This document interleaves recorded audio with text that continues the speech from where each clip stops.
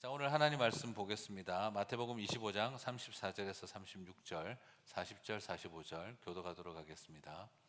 그때 임금이 그 오른편에 있는 자들에게 이르시되 내 아버지께 복받을 자들이여 나와 창세로부터 너희를 위하여 예비된 나라를 상속받으라. 줄일 때에 너희가 먹을 것을 주었고 목마를 때에 마시게 하였고 나그네 되었을 때에 영접하였고 헐벗었을 때에 옷을 입혔고 병들었을 때에 돌보았고 옥에 갇혔을 때에 와서 보았느니라. 이르시되 내가 진실로 너희에게 이르노니 너희가 여기 내 형제 중 작은 자 하나에게 한 것이 곧 내게 한 것이니라 하시고. 같이 읽겠습니다. 이에 임금이 대답하여 이르시되 내가 진실로 너희에게 이르노니 이 지극히 작은 자 하나에게 하지 아니한 것이 곧 내게 하지 아니한 것이니라 하시니. 아멘. 자, 그 혁신 시리즈 계속해서 이제 네 번째로 이어가고 있습니다. 사실 뭐 특별하게 그 완전 새로운 것을 이야기하는 것이 아니라 바로 예수 그리스도께서 행하셨던 가장 복음의 본질적인 변화, 그것을 우리가 다시 찾아가자는 이야기지요. 예수님이 이 땅에 오신 다음에, 이 땅에 예수님께서 찾아오신 다음에 큰 혁신적인 변화가 있었다고 한다면 그건 바로 이웃이 누구인가에 대한 강력한 도전이었습니다. 그리고 종말론적인 믿음이라는 게 어떤 것인지를 완전히 새롭게 바꾸시는 것이 예수님의 복음의 도전이었습니다. 복음은 우리로 하여금 이웃 사랑이 무엇을 말하는 건지를 다시 생각하게 하고 종말론적인 삶을 사는 것이 무엇인지를 다시 생각하는 혁신을 요구했던 것이죠. 자, 여러분, 유대인들은 나름 이웃을 돌보고 사랑하는 일을 하지 않았을까요? 여러분, 율법을 딱 둘로 정리하면 어떻게 정리할 수 있습니까? 하나님 사랑, 이웃 사랑이죠. 십계명을 늘 지키고 그걸 잘 알고 있는 유대인들이라고 한다면, 여러분 기억하시죠? 유대인 율법사가 왔었을 때 예수님께 내가 하나님을 사랑하고 이웃을 사랑하라는 계명을 다 지켜 행하였나이다 라고 말을 했거든요. 그런데 왜 예수님은 잘하는 사람들에게 또 이웃의 개념을 혁신을 시키셨을까요? 이 말의 의도는 우리가 뭔가 이웃에 대해서 잘못 알고 있었다라는 것입니다. 유대인들도 이웃을 아끼고 사랑했어요. 하지만 예수님은 유대인들이 생각하는 이웃의 개념과 전혀 다른 개념을 가지고 있었다라는 것입니다. 유대인들이 생각하는 이웃의 개념은 무엇이었습니까? 같은 종교, 같은 인종, 같은 사회적 레벨, 비슷하고 가까이 지낼 만한 사람들이 유대인들이 생각하는 이웃의 개념이었습니다. 인종적으로, 계급적으로, 경제적으로, 사회적으로 나와 같이 할 만한 소위 깜이 되는 사람들이 이웃이었습니다. 이것을 이웃 사랑이라고 생각을 했어요. 하지만 예수님의 이웃은요, 전혀 다른 개념을 가지고 있었습니다. 오히려 예수님이 생각하시는 이웃에 대한 사랑을 베풀라 할 때 이웃의 개념은 지극히 작은 소자, 굶주린 사람, 아픈 사람, 갇힌 사람, 포로되고 고아가 된 사람, 예수님은 이처럼 사회적인 약자와 소외된, 소위 그 시대에 소외된 사람들을 이웃이라고 말했다는 것이죠. 쉽게 말하면 가깝게 느껴지는 사람이 아니라 유대인들의 관점에서는 죄를, 누구 죄 때문에 저렇게 됐을까? 누구의 죄 때문에 장애를 가졌을까? 누구의 죄 때문에 병이 걸렸을까? 누구의 죄 때문에 저렇게 망했을까? 누구의 죄 때문에 저렇게 병 걸린 인생을 살아갈까? 그들은 모든 걸 죄의 관점으로 생각하고 멀리 하던 사람들이었습니다. 그런데 예수님은 그 멀게 느껴지는 사람들을 이웃이라고 굉장히 역설적으로 말했습니다. 누가 내 이웃입니까? 라고 묻자 예수님은 거꾸로 물어보시죠. 누가 이웃이 되어 주었는가를 질문을 합니다. 이 엄청난 차이입니다. 우리 선한 사마리아인의 비유를 통해 잘 알고 계시죠?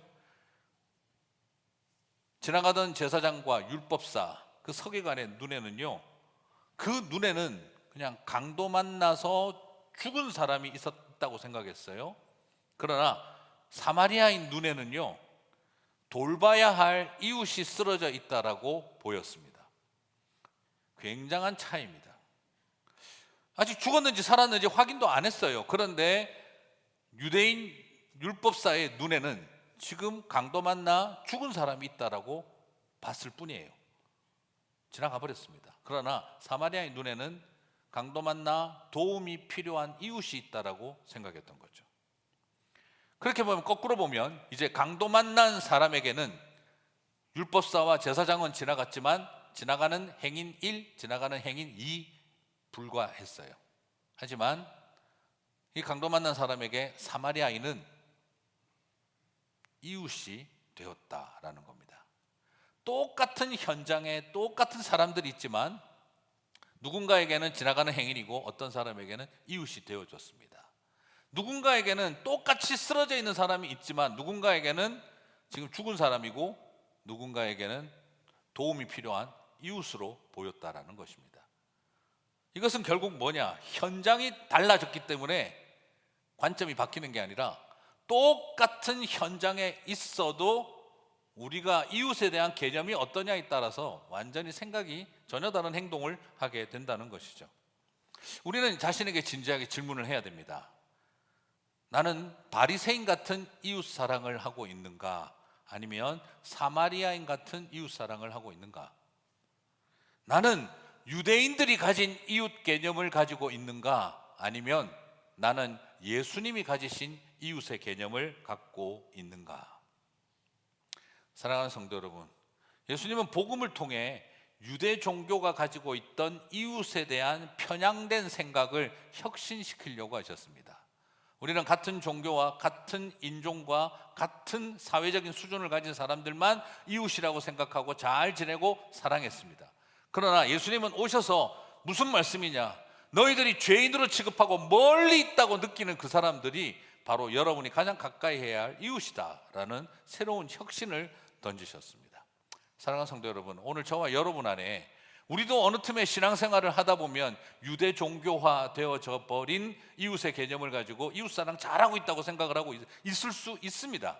그렇게 다시 복음으로 돌아와서 복음의 관점에서 생각할 때 우리에게 이웃은 누구인가, 그리고 나는 이웃이 되고 있는가라는 질문 앞에 우리가 진지하게 서야 합니다. 그럼 이것이 왜 중요하냐? 착하게 살자는 메시지가 아니라 그것이 저와 여러분에게 재림의 때에 구원받을 통로라는 것을 봐야 하기 때문인 것입니다. 종말론적 삶이기 때문이라는 것이죠. 자, 오늘 한번 살펴보도록 하겠습니다. 오늘 우리가 읽은 본문은요, 천국 비유 중에 하나고 특별히 예수님의 재림에 대한, 종말에 대한 메시지예요.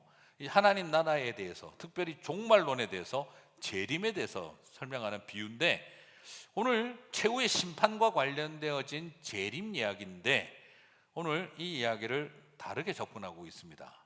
예수님의 관점으로 한번 살펴봅니다. 마태복음 25장 31절에서 33절을 보겠습니다. 인자가 자기 영광으로 모든 천사와 함께 올 때에 자기 영광의 보좌에 앉으리니 모든 민족을 그 앞에 모으고 각각 구분하기를 목자가 양과 염소를 구분하는 것 같이 하여 양은 그 오른편에 염소는 왼편에 두리라. 자, 여러분, 마지막 때에 인자가 자기 영광으로 모든 천사와 함께 와서 영광의 보좌에 앉을 날, 재림하실 날이 온다는 겁니다. 그런데 재림할 때 뭘 하신다는 거죠? 모든 민족을 모아서 양과 염소로 구별하여 영원한 하나님의 나라를 상속받을 사람들과 영원한 불에 던져질 사람들로 갈라치는, 구별하는 날이 온다는 겁니다. 여러분, 복받을 자들이며 영원한 나라를 상속받는다라고 34절에 말하고, 반면에 왼편에 있는 염소들은 저주받은 자들이며 영원한 불에 들어가리라고 41절은 말하고 있어요.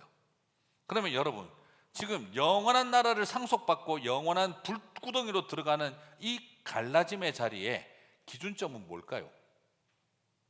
우리는 당연히 그걸 뭐라고 생각을 하겠습니까? 당연히 예수님을 믿고 예수님을 사랑하고 예수님을 사랑하는 신앙적인 사람은 양의 길을 갈 것이고, 그렇지 않았던 사람들은 염소의 길을 가지 않겠나.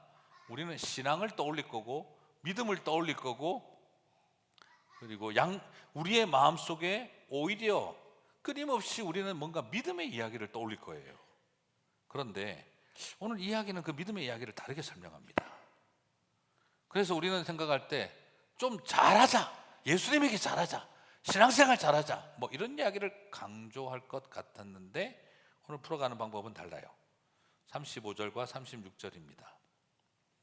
내가 줄일 때에 너희가 먹을 것을 주었고 목마를 때에 마시게 하였고 나그네 되었을 때에 영접하였고 헐벗을 때에 옷을 입혔고 병들었을 때에 돌봤고 옥에 갇혔을 때에 와서 보았느니라.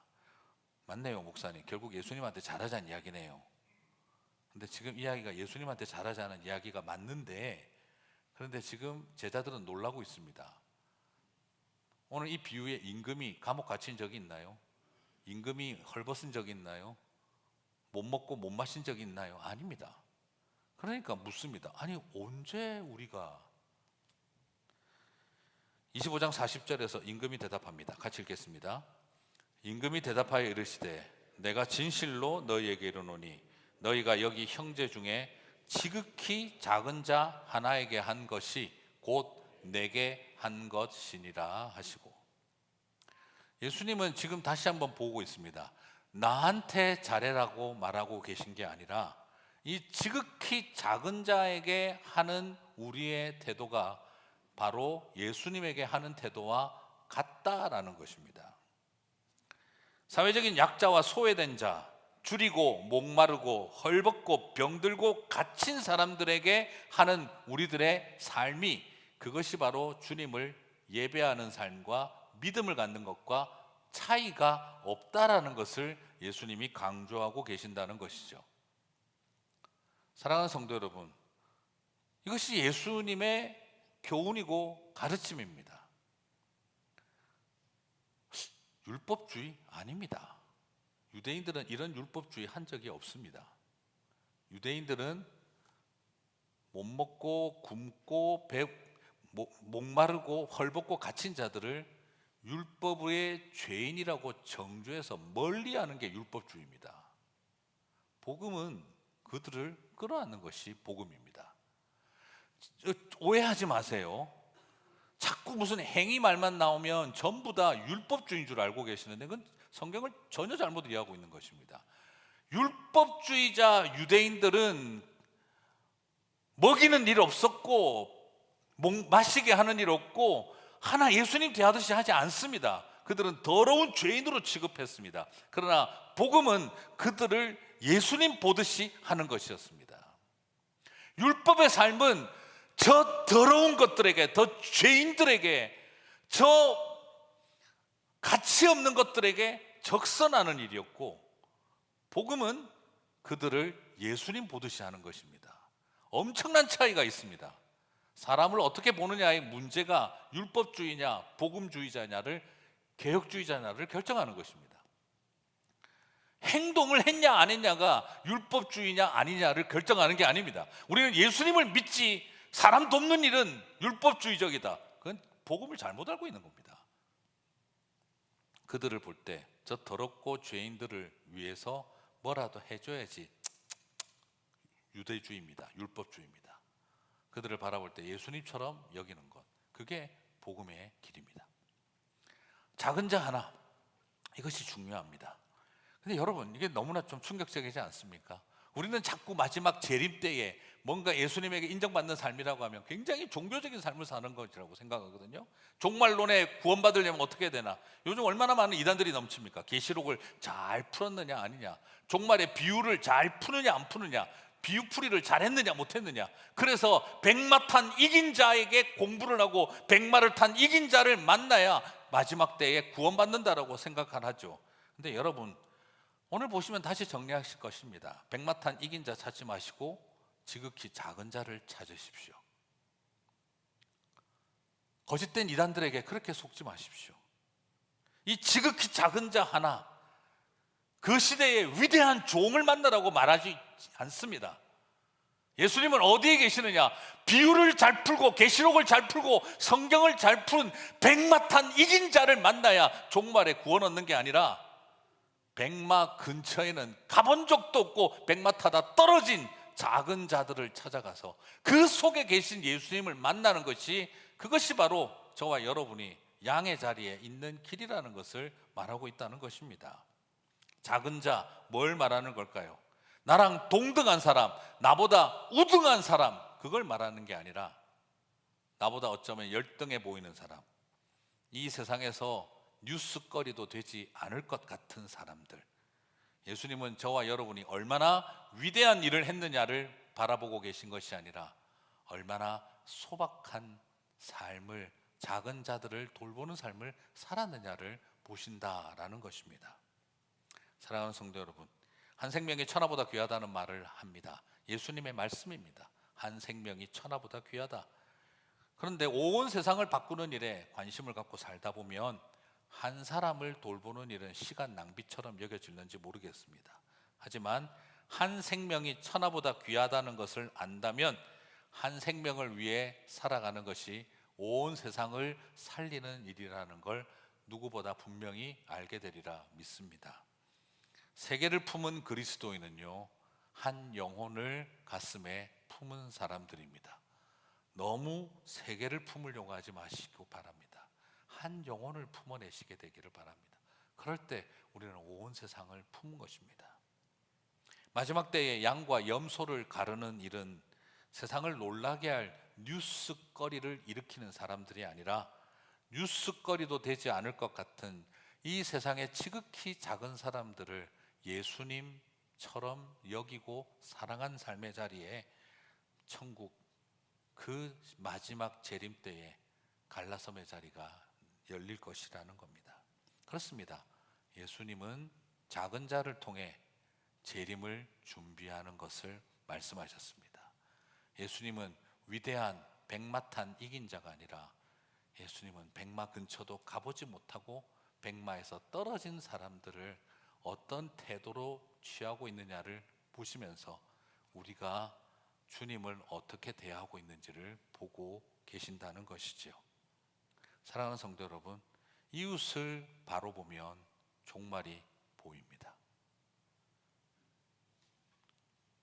말이 좀 이상한데요, 계시록 풀이 자라려고 자꾸 이상한 데 따라다니면 종말이 보이는 게 아니라 이웃을 바라보면, 지극히 작은 소자를 바라보면 우리에게 재림의 날이 보입니다. 오늘 저와 여러분에게 그 깨달음이 있게 되시기를 주님의 이름으로 축복합니다. 작은 자를 돌보는 것, 예수님을 섬기는 일, 이것을 여러분 어떻게 보시느냐, 이것을 예배와 같이 여기시는 것입니다. 우리는 결단코 봉사와 행위로 여겨서는 안 됩니다. 우리가 이 불쌍한 사람을 잘해서 하나님이 상 주고 크레딧을 준다, 그리고 어떤 우월의식을 가지고 저 그 가난하고 못 살고 힘든 저 사람들을 말이야 우리가 도와준다는 우월의식을 갖는 거, 그게 바로 바리새적인 태도입니다.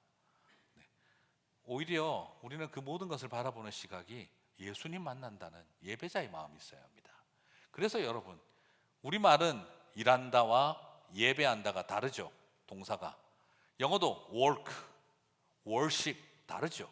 그런데 히브리어는 아바드라는 단어 하나만 사용합니다.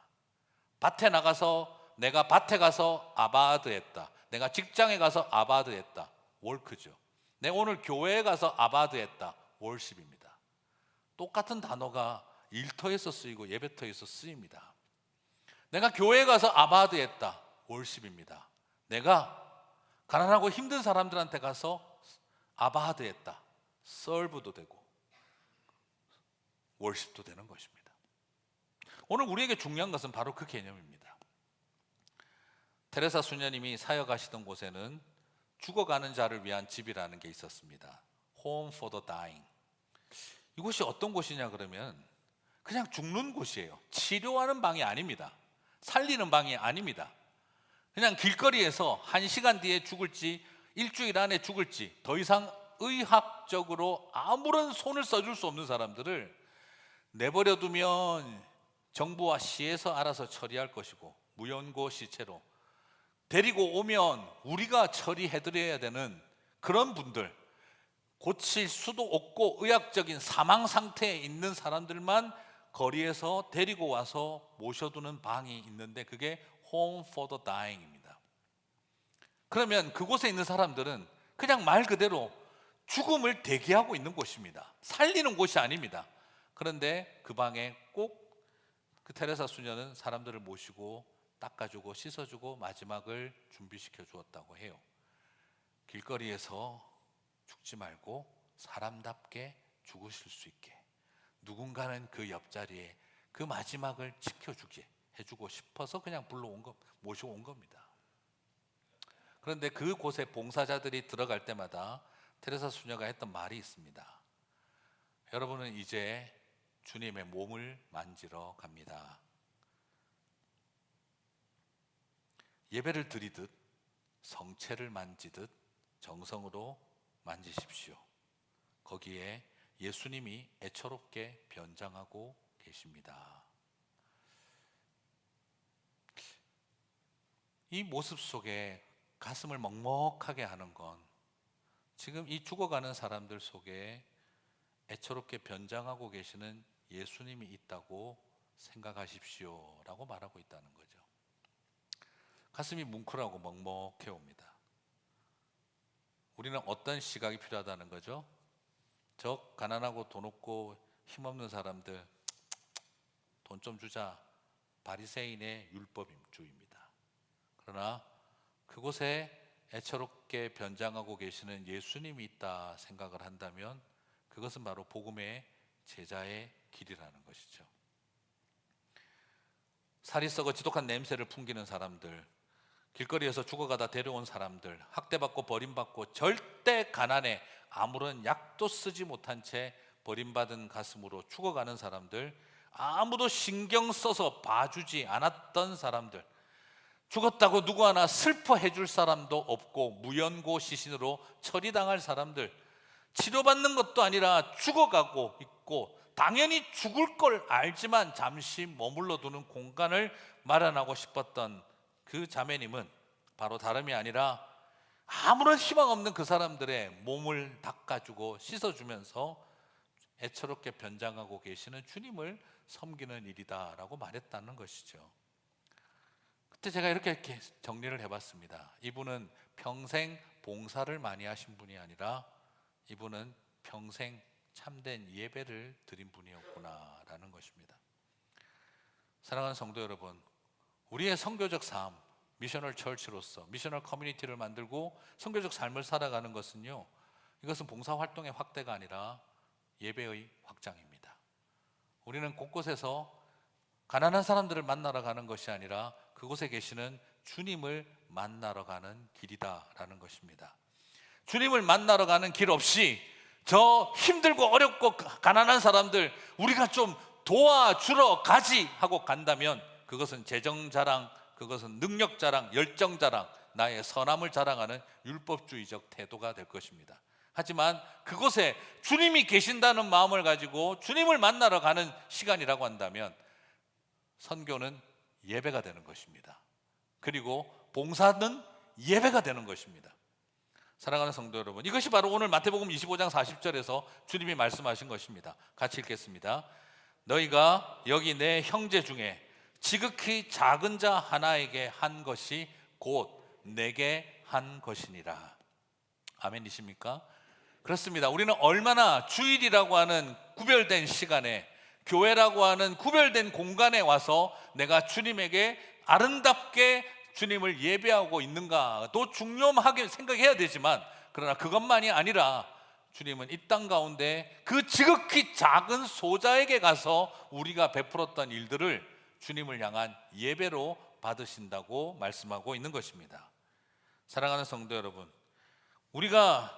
만약 우리가 하고 있는 하나님의 선교가 미개하고 불쌍한 사람들을 우리가 뒷짐지고 저 불쌍한 것들 이런 마음으로 가고 있다고 한다면 그것은 예배가 아니라 그것은 그냥 유대인들이 했던 율법주의라는 것입니다.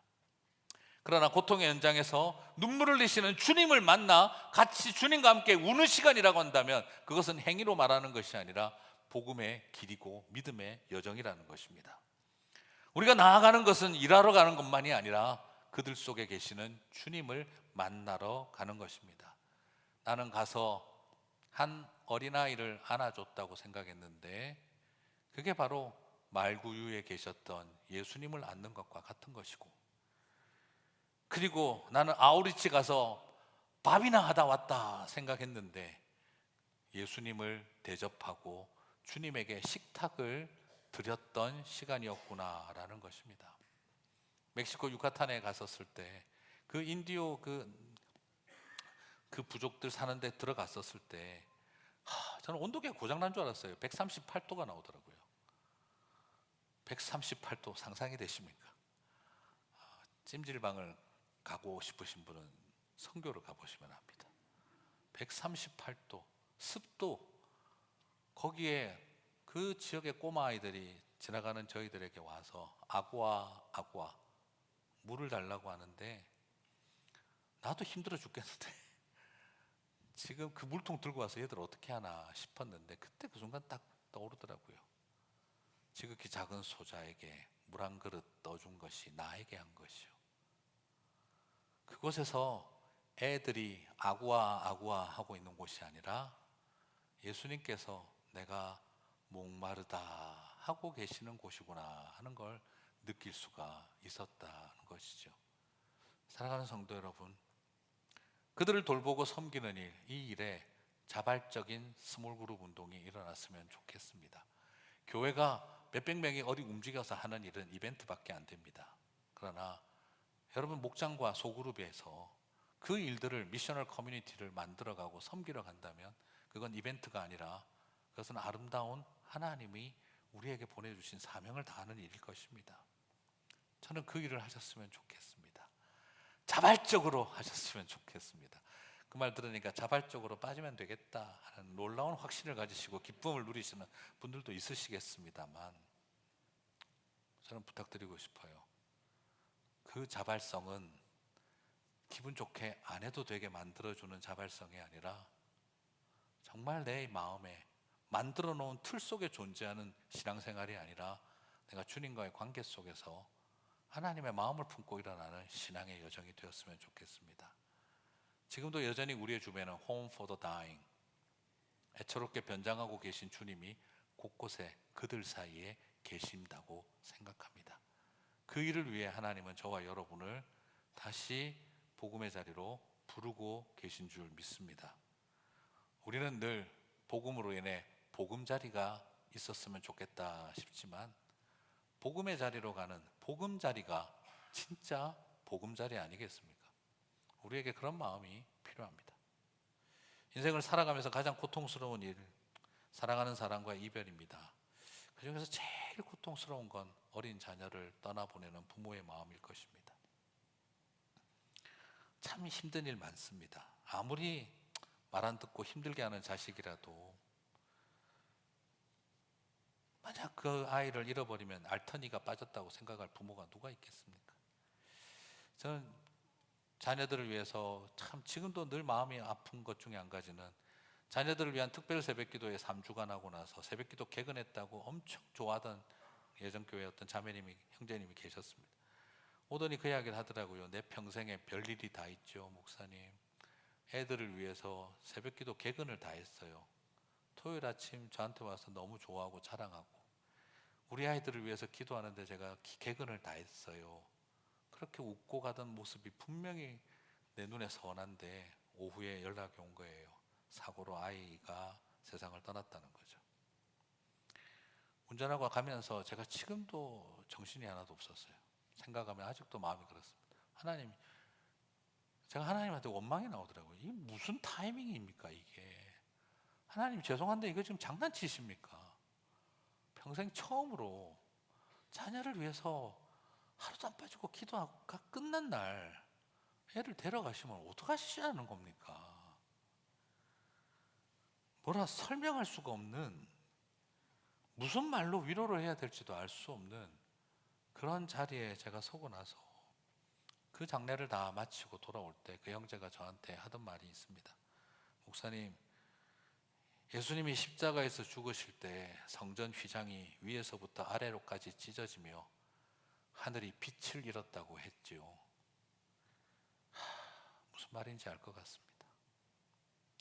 전 그냥 옛날엔 그 정도로 몰랐는데 성전의 그 두꺼운 휘장이 위에서부터 아래까지 찢어지고 하늘이 빛을 잃었다는 말이 무슨 말인지 알겠습니다. 그렇게 이야기를 하시더라고요. 제일 원망스러운데 하나님이 그래도 하나님 마음도 알겠고 내 마음도 아시겠구나 싶은 생각이 들었습니다. 그 이야기 듣고 와서 참 많은 생각을 했었습니다.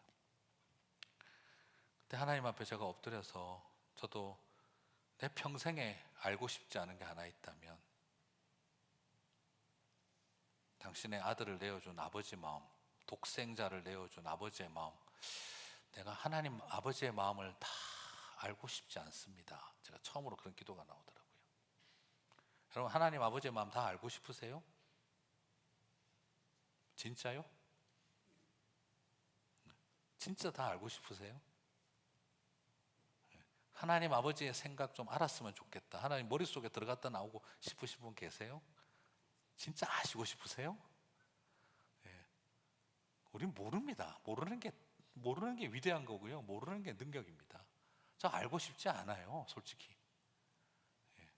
가끔씩 하나님 좀 알고 싶다는 분들 보면은 어떻게 뒷감당하려고 저렇게 하나님 마음을 다 알고 싶어 하시나 라고 웃음이 날 때가 있어요. 저는 하나님 마음 알고 싶지 않을 마음, 하나님 이것만큼 내 당신 마음 몰랐으면 좋겠습니다. 그런데 그 형제와 자매를 통해서 조금 알게 됐습니다. 얼마나 힘드셨을까. 제가 감히 하나님을 위로해 드리려고 앉았는데 다시 하나님 제 마음에 어떤 마음을 주셨냐 그러면, 그래 송 목사, 네가 내 고통을 한번 아는 것 참 고맙구나. 그런데 말이다, 나는 아들 하나 잃은 고통을 가진 애비가 아니다 하는 마음이었어요. 나는 아들 하나 잃은 고통을 알고 있는 아버지가 아니다. 나는 지금도 매일 수백 명, 수천 명의 나의 자녀들이 그와 같이 아버지가 누군지도 모른 채 이 땅을 떠나고 있는 것을 지켜봐야 하는 아버지라는 것도 네가 좀 알았으면 좋겠구나 하는 마음이셨어요. 제가 감히 하나님 마음 조금 알 것 같습니다라는 시건방진 말을 끄집어내어 놓을 때, 그때 주님께서 내 독생자 예수를 십자가에 내어놓을 때 가진 그 마음, 네가 조금 알아줄 것 같으니 고맙기도 하구나. 그런데 말이다, 나는 매일 수백 명, 수천 명씩 아버지가 누군지도 모르고 죽는 내 자식들을 쳐다보고 있다 하는 마음을 주셨을 때, 제가 감히 하나님 아버지의 마음을 알고 생각을 알고 싶다는 말을 감히 꺼낼 수가 없었습니다. 인생에 한 번 겪어도 죽을 것 같은 고통을 매일 수백 번, 수천 번씩 걷는 그분의 마음과 생각을 우리는 과연 알고 싶다, 알 수 있다 하는 말을 할 수 있을까? 저는 그 대화와 그 하나님께 주셨던 마음 속에서 다시 왜 주님께서 다시 오실 때 이 지극히 작은 소자에게 이야기를 하셨는가? 여러분, 지극히 작은 소자 어떻게 보셔야 할까요? 사회학적 용어로 보지 마시기 바랍니다. 그것은 아픈 손가락 같은 내 아들과 딸이라는 말입니다. 지극히 작은 소자에게 한 것이 나에게 한 것이다. 이게 사회학적으로 사회 저소득층과 하층민에게 니네들이 어떤 태도, 이런 사회학적 개념으로 접근하지 마세요. 이 개념은요, 내가 아픈 손가락 같은 내 하나밖에 없는 아들과 딸 같은 존재에게, 여러분 이게 뭘 말하는지 이제 아실 겁니다. 그 모습이 나한테 한 것이다 라고 주님은 여기고 계신다는 것이죠. 사랑하는 성도 여러분, 한 영혼을 향한 열정은요, 어떤 거창한 세계선교의 위대한 비전, 이런 비저너리의 이야기를 말하는 것이 아닙니다. 온 세상 가운데 복음의 능력을 나타내고 기독교의 백권을 자랑하자, 이런 것도 아닙니다. 그런 생각을 가지고 있다면 그거야말로 유대주의의 시오니즘과 뭐가 다르겠습니까? 기독교가 백권을 가지고 나아가는 크리스텐덤의 이야기, 이게 아닙니다.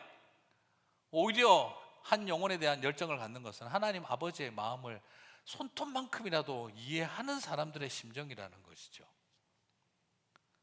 오늘 그 마음으로 다시 우리 가운데 미셔널 철치로서, 그리고 미셔널 커뮤니티를 만들어가면서 우리의 이웃들과 지극히 작은 소자와 잃어버린 민족과 열방 가운데 있는 하나님의 사람들을 향해 우리의 마음을 드려야 하는 것은, 우리가 어떤 시오니스트들과 같이 전 세계를 영향력을 쥐고 패권을 쥐려는 야망 때문에 일어날 일도 아니고, 그저 하나님 아버지의 마음을 조금이라도 아는, 주님의 마음을 조금이라도 아는 우리의 마음이 이 모든 것들을 감당하게 할 능력의 출발이라고 저는 믿습니다. 사랑하는 성도 여러분, 영원히 사랑이라는 말은 사명이라는 말, 위대한 비전이라는 말이 아니라 존재의 본질이고 사람다움의 출발입니다.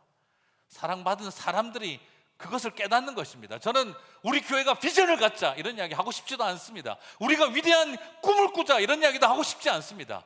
기독교 세력, 기독교의 영향력이 온 세상에 미치는 그날까지 그런 것에 관심 갖지 마시기 바랍니다. 우리 기독교가 이 나라와 민족을 주도하는 거, 이런 거 신경 쓰지 마세요. 한 영혼에 대한 하나님 아버지의 마음만 아는 것으로 충분하다고 저는 믿습니다. 지금 우리는 그걸 회복해야 되는 것입니다. 팬데믹을 겪으면서 치열하게 살아가는 일상 속에서 혹시 우리가 잃어버린 것은 무엇일까요? 다음에 언젠가 하면서 어느 틈에 뒤로 물려놔 버린 하나님 아버지의 마음, 그 모든 것들을 다시 한번 우리 안에 일어나는 뜨거움으로 회복되어지기를 주님의 이름으로 축복합니다. 언젠가 할 날이 올 거야. 언젠가 할 날이 올 거야. 다음에는 할 수 있을 거야.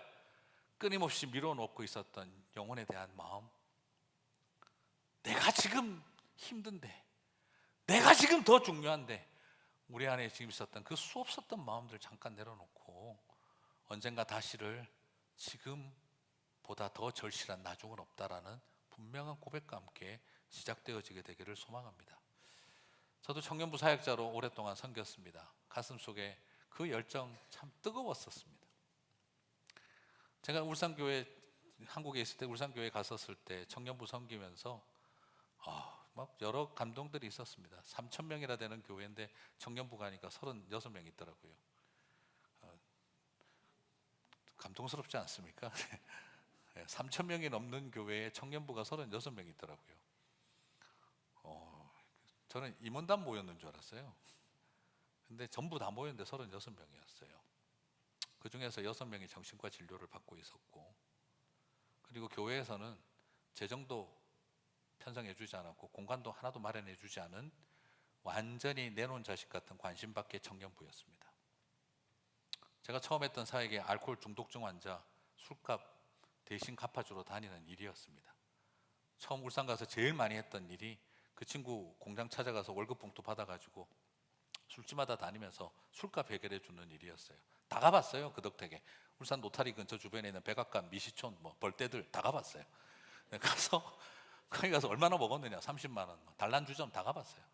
5만 원에 해결합시다. 다 갚아주고 다니고.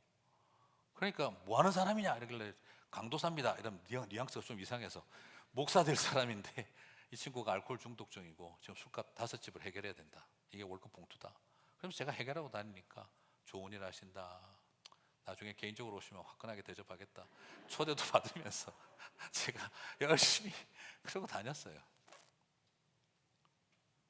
그러다 보니까 그냥 막 스토킹도 당하고 제가 별 일을 다 겪었고, 그러니까 청년부 생각하면 그냥 어글리하다, 그냥 테러블하다 이 생각만 나고, 그래서 그냥 교회 기도실에 가서 기둥 앞에 딱 앉아가지고 주님 어떻게 하면 청년부 그만둘 수 있을까요? 청년부를 좀 그만둘 수 있도록 도와주시옵소서. 계속 그러고 있는데, 그러니까 청년부에 좋은 사람이 있는데 그건 눈에 보이지도 않고 그냥 막 안 좋은 것만 자꾸 떠오르는 거죠. 그러고 있는데 뒤에 보니까 한 5명, 몇 명이 들어오더니 기도를 시작하는 거예요. 보니까 우리 청년 리더들 목소리예요. 하나님, 우리 청년 공동체에 새로운 강물이 흐르게 해주십시오. 새로운 바람이 부르게 해주십시오. 새로운 향기가 날리게 해주십시오. 그리고 새로 오신 강도사님 시험 들지 않고 좌절하지 않고 사역 잘 감당하게 해주십시오. 담당 교육자 앞에 앉아서 주님 어떻게 하면 그만둘 수 있을까요? 기도를 하고 있는데 뒤에 완 우리 청년 리더들은 저를 위해서 중보하고 있는 거예요. 하나님, 제가 아간입니다. 제가 아간입니다. 그 회개를 하고 그 다음 들어가서 그 청년들에게 막 설교했어요. 하나님 우리 가운데 다시 새로운 선교의 부흥을 일으켜 주실 거라고. 5주 설교하고 나니 막 반응이 장난이 아니었어요. 알고 보니까 또 청년부에 또 그런 역전의 용사들이 있더라고요. 옛날에 IBF 캠퍼스 간사인데 요즘 이러고 살아요. 제가 SFC 간사인데 요즘 이렇게 살아요. 제가 옛날 CCC 간사 출신인데 내가 이러고 살아요. 막 모여서 우리 해보자. 그래가지고 처음 BMTS 베이직 미션 트레이닝 스쿨을 딱 오픈했어요. 부담될까봐 베이직 크게 강조해가지고 베이직 미션 트레이닝 스쿨. 많이 올 줄 알았죠. 5명 왔더라고요. 그 IBF, CCC, SFC, YM 간사 4명하고 우리 회장 예의상 5명 딱 왔더라고요. 인간들 반응을 보이지를 만든지 반응을 보여서 좀 나타나든지 상도들이 참 묘한 게 있다는 거 알았어요. 설교의 반응을 보이는 것과 헌신으로 이어지는 것은 별개다. 그러고 나서 5명 앉혀놓고 설교했습니다. 하나님 우리를 통해 청년 공동체를 변화시킬 거고 이 교회를 변화시킬 거고, 근데 마음속에 계속 시니컬한 메시지가 올라오는 거예요. 이 교회를 변화시킬 것입니다. 5명 데리고 이 울산장을 변화시킬 것입니다. 이 5명 데리고 계속 그 시니컬한 메시지가 제 속에서 올라오는데 죽겠더라고요. 근데 변화가 일어나더라고요. 오늘 이야기 다 하자면 40분 걸립니다. 제가 하지 않겠습니다. 그 일들 속에 하나님께서 변화를 일으키시고 나중에 세월이 지나 선교 울산 모임하는 자리에 지역교회에 있는 선교 단체들 다 모여서 모임하는 자리 절반이 우리 교회 청년들이더라고요. 35명이 130명이 되고 정신과 환자들도 10명으로 부흥하고, 그러나 아무 문제가 되지 않았어요. 왜요? 하나님 앞에 부름받아 선교지를 나갈 건데 힘든 형제들 돌보지 못하면서 우리가 뭘 한단 말인가 돌보기 시작을 하니까 아무 문제가 되질 않아요. 그리고 10명의 선교사가 파송받았어요. 저는 지금도 생각하면 잊을 수가 없습니다. 그때 우리 권사님 찾아오셔서 저한테 우리 아들 내미가 방황하고 신앙생활을 안 해요. 목사님 얘 좀 교회 다니게 해주세요. 근데 아제르바이잔에 선교사로 가버렸어요. 그날 저한테 오셔서 막 울면서 이야기했어요. 교회 다니게 해달라 했지 선교사 되게 해달라고 했냐고. 교회만 다니면 되는데 이러셨는데 교회를 세우러 가는 사람이 됐어요. 그것도 아제르바이잔에 폭탄이 터지고 있던 그 교회 예배드리는 곳에 테러가 일어나고 있던 그곳에. 저는 그 일들을 겪으면서 하나님은 지금도 우리에게 그 소망을 갖게 하신다고 저는 믿습니다. 사망의 그늘에 앉아 울고 있는 나의 백성들, 이건 찬양이라고 할 수 없습니다. 이거는 하나님 아버지께서 우리들에게 부르시는 노래입니다. 우리들에게 부르는 노래입니다. 절망과 굶주림에 갇힌 저들은 내 마음의 오랜 슬픔, 누가 나를 위해 가서 저들을 새롭게 할까. 한때 이 찬양 참 많이 불렀습니다. 그런데 담임 목회 시작하고 13년 되면서 거의 불러본 기억이 잘 없습니다. 왜요? 저건 청년들한테 어울리지 어른들한테는 잘 안 맞다. 그리고 요즘 청년들도 저 찬양 부르는 거 싫습니다. 하나님 아버지의 마음을 듣는 게 싫습니다. 부담스럽습니다. 그런데 다시 들었으면 좋겠습니다. 너무 오래 우리 잊어버리고 산 것 아닐까요? 빛바랜 추억 속에 한 영혼을 향한 주님의 마음을 듣는 일을 등한시하고 살아온 거 아닐까요? 젊은 날에 패기가 있어서 이런 일을 하는 게 아닙니다. 옛날이요 하고 묻어두지도 마시고 언젠가 다음에 하며 스스로를 속이지도 말며 다시 직면했으면 좋겠습니다. 내 힘으로 하는 거 아닙니다. 누가복음 4장 18절 19절에 분명히 말합니다. 주의 성령이 내게 임하셨으니 이는 가난한 자에게 복음을 전하게 하시려고 내게 기름을 부으시고 나를 보내사 포로된 자에게 자유를, 눈먼 자에게 다시 보게 함을 전파하며 눌린 자를 자유롭게 하고 은혜의 해를 전파하게 하려 합니다. 여러분, 이것도 또 무슨 영적으로 애매하게 풀지 마시기 바랍니다. 사회학적인 용어입니다. 가난한 자에게, 포로된 자에게, 눈먼 자에게, 눌린 자들을 자유롭게 하는 일, 이걸 하는 사람들이 누굽니까? 사회학적인 어떤 결단, 세상적인 어떤 결단, 윤리적인 결단을 하는 사람들이 아닙니다. 주의 성령이 내게 임하셨으니 내게 기름을 부으사입니다. 성령 도대체 왜 받습니까? 왜 성령 충만해야 되고 왜 성령의 어노인팅을 체험하고 싶습니까? 쓰러지고 싶어서요? 방언 나오고 싶어서요? 예언하고 싶어서요? 귀신 쫓아내고 싶어서요? 그거 하려고 성령이 오셨습니까? 아니면 가난한 자에게, 눌린 자에게, 포로된 자를 자유하게 하라고 우리에게 성령을 주셨습니까? 소셜 어떤 액티비티를 하기 위해서 사회학적 결단을 요구하고 계신 게 아니라 성령받은 삶을 요구하고 있다는 것입니다. 내가 지금도 눌린 자들과 가난한 자들을 돌보는 일, 그들과 함께하는 일을 하고 있지 않다면 그것은 사회봉사가 부족한 게 아니라, 죄송합니다, 성령 받지 못한 것입니다. 성령이 없기 때문인 것입니다. 지금 우리는 그런 내면의 결단이 필요한 것이 아니라 성령의 충만함이 필요합니다. 그거 받지 않은 채 열심히 유체 이탈하고 귀신 쫓아내고 그거 잘하는 것만 관심 있다고 한다면, 그렇게 성령 받은 사람들이 뺀질뺀질한 것입니다. 오히려 기름 부음 받은 사람이라면 가슴 속에 벅타오르는 가슴 때문에 땀 흘리는 삶을 살게 되는 줄 믿습니다. 사랑하는 성도 여러분, 그 마음과 열정이 우리 교회 안에, 스몰 그룹 안에 다시 일어나게 되시기를 주님의 이름으로 축복합니다.